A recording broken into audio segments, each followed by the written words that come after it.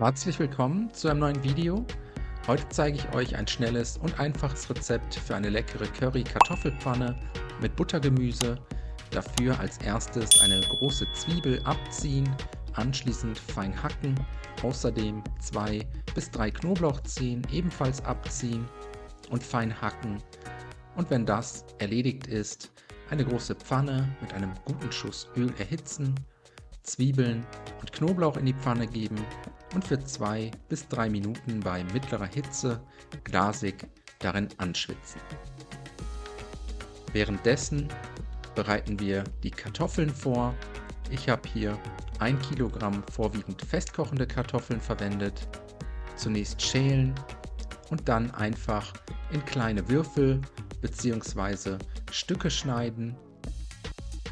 Die Kartoffelstücke anschließend mit in die Pfanne geben, dann einmal gut salzen, ca. 150 bis 200 Milliliter Wasser dazu gießen, die Kartoffeln ein wenig in der Pfanne verteilen und mit geschlossenem Deckel bei mittlerer Hitze für 6 bis 7 Minuten garen.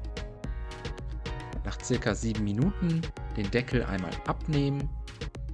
Jetzt alles einmal gut umrühren, damit sich alle Kartoffeln gut verteilen können. Danach kommen 2 Packungen Buttergemüse mit in die Pfanne, den Deckel wieder schließen und für weitere 6 bis 7 Minuten mit geschlossenem Deckel köcheln lassen. In der Zwischenzeit bereiten wir die Soße vor.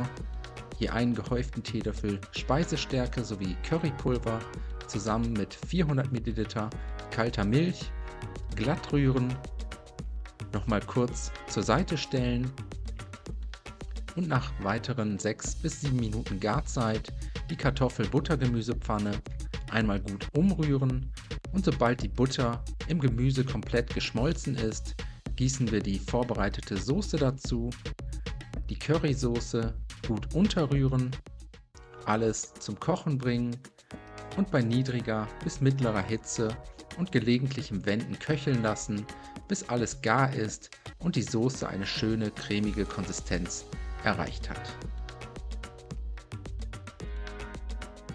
Zum Schluss schmecken wir noch mit etwas frisch gemahlenem Pfeffer sowie Salz ab.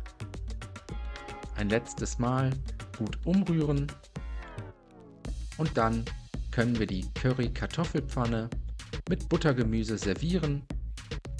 Ich wünsche euch schon mal einen guten Appetit. Ich hoffe, euch hat das Video gefallen. Viel Spaß beim Nachkochen. Bis zum nächsten Mal.